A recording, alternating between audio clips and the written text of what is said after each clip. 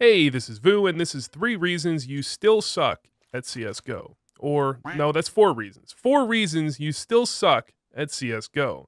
First off, you're holding bad angles, or you're holding them wrong. I see most people, they go to an angle and they hold it static, waiting for someone to come out from the angle. That's fine in some situations. However, in a lot of spots, what you want to be doing is peek unpeaking.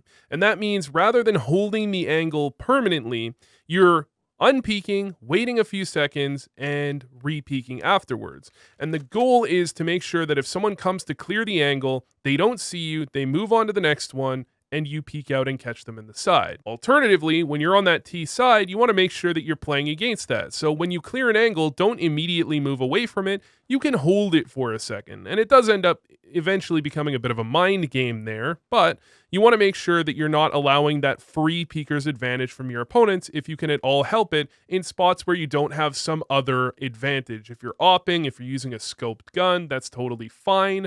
But if you're rifling, holding a static angle, you probably want to be playing peek unpeak or playing an off angle. Now, the standard angle to hold plat from, in silver, would probably be this angle here. Rather than that, you can play an angle like this. What you're doing is you're forcing your opponents to strafe out into a dangerous area where they're probably looking elsewhere before you take the shot.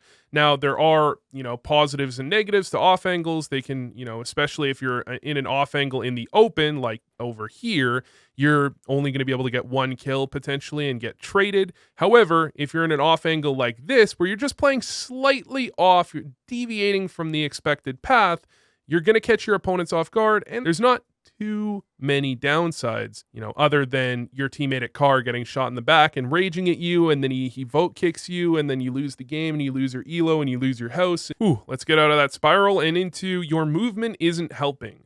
The most common thing I see is that people swing every corner, waiting to see their opponents before they counter strafe and fight back. Generally, this isn't optimal. It kind of goes hand in hand with the first one. You want to be making sure that when you're clearing angles, you're clearing them one by one and stopping essentially before you recognize an opponent is on your screen, because by the time you recognize they're there, then you have to counter strafe. You're adding extra time into how long it takes you to kill them, which is typically looked at as a bad thing. Usually you want to kill them as quickly as possible. Now, there are situations where you want to swing out on areas, especially during an execute, especially if you're entry fragging. You can be swinging out on spots, but you want to make sure that if you are swinging, you're not just running right at people in a straight line. You want to make sure that you're trying to make yourself, a little bit harder to hit and run a route into the bomb site that makes sense. So if you want to be hyper aggressive, you might run the route where you come out along the side here, you hug this wall, you come around, jump around the angle here, and you get to here, and then maybe you're looking this direction, clearing these angles, you come over. And you can see there's a clear goal here, trying to clear out the site, then maybe push CT, but the goal isn't accomplished by running directly at the site. If you're running directly at someone and they ever peek into you, you're just, a free target. But also, if you're not really hugging any terrain, it also means that you're exposed to more angles than you need to be. If you're over here and you're running up, now you're hugging this wall, you're making sure that, specific angles aren't able to hit you, and you're getting through the dangerous area as quickly as possible. Whereas if you're running in the middle of the open, you are exposed to as many angles as possible for as long as possible. Now, once you do get into a gunfight, the one thing you want to make sure you're doing is moving and shooting. You don't want to move while you're shooting, and you want to make sure that you stop before you shoot your first bullet, but you want to make sure that you don't just stop, crouch, and start tapping at people. It's not very effective. Make sure you're doing something like bursting and moving, unless you're at a range close enough, like this wall here, that you can spray them down with some accuracy. If you're fighting someone at long range, like back here, definitely don't just sit here, spam tapping.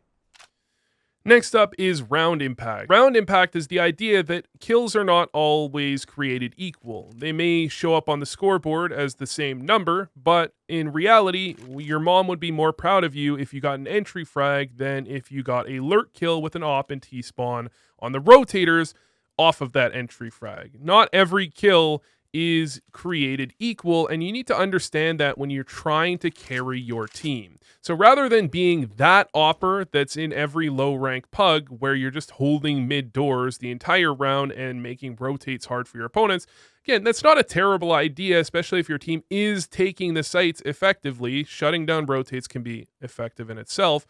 But this angle, holding mid with an op, is predicated on your team taking the bomb site, which is predicated on your entry fraggers and the players actually with the push having impact and able to get entries. You want to make sure that, when possible, you are one of those guys having impact. Don't just be sitting in T-spawn. Don't just be sitting top mid waiting for rotates. Try to get something done. That doesn't mean rush into an area and, try and hope that you can entry on both players, but make sure that you're taking engagements that matter, and especially if you do get an impactful kill, use that to your advantage and pounce and make it impactful. For example, if you're over here towards B and your teammates are fighting a player in middle and you know that they're playing a 3-1-1 because you should always be playing a 3-1-1 on Dust 2, and you get this kill on the player in B, rather than getting that kill and running away, a lot of the time it may be more beneficial to get that kill and, smoke off B doors and take the bomb site. Make it hard for your team to lose the round off of your play. Now, this isn't always going to be the case, especially when you look at pro games. They're more likely to take the safe route because they can have, an 80-90% win rate after getting an opening kill into a 5v4. However, in a pug, your win rate after getting a 5v4 probably going to be more like 60 to 70% maybe. And a lot of the time, if you see an opening, you can pounce on that opening and again, make it hard for your team to lose the round. If you see that gap, that potential for you to open up a bomb site and win the round for your team, that is what round impact is. Don't overdo it. Don't go crazy. But you can certainly win your team rounds by recognizing where the important kills are and going and executing when you get them. So if we look at expected value, which is kind of the cousin of round impact, it's the idea that you want to be making plays that give you the best chance of winning, even if sometimes they may not be the standard play. So if we look at a situation where you're in a 5v3 and you're solo holding banana with an op, you may leg someone as they're crossing this angle here, and you may have the inkling that knowing they're re-peeking on you as you unpeak, you want to go for the re-peek to finish them off. Now, I'm not saying this is a great play, but maybe you have that idea in your mind. Understanding expected value is understanding that in a 5v3, that is a terrible play to make. However, in a 3v5, that play makes some sense. And the reason is expected value. The idea here is that if you're in a 5v3, if you add another kill and go from a 5v3 to a 5v2, you may boost your chance to win the round by 5%. You go from 90% sure to win it to 95% sure to win a 5v2. However, if you die as the solo B player, you've now gone from a 90% chance to win to a 60% chance to win, or maybe a 70%. You're gaining 5% if it goes well, you're losing 30 plus if it goes poorly. That is the issue with this type of play. This is something you need to keep in mind. Now, the other thing you need to keep in mind in relation to expected value is that just because something goes well doesn't mean it was a good play. For example, if you were to re-peek after getting that leg shot and you were to grab the kill and you win the round off of that, that doesn't make it a good play. You can still make a bad play and have it go right, and you can make a good play and have it go wrong. The reality is we're not in space. Things aren't really done in a vacuum. Everything impacts everything else, and sometimes a good play doesn't get rewarded.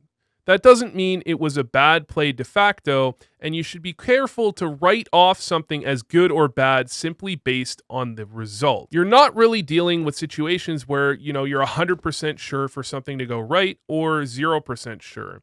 You're always going to be kind of in a gray area. Maybe 80% of the time something works. Maybe 40% of the time something works. It's important to understand that just because it went well doesn't mean it was a good idea, and you can use that to help you improve a little bit more quickly at the game. I see far too often people think, well, it worked, so it was smart.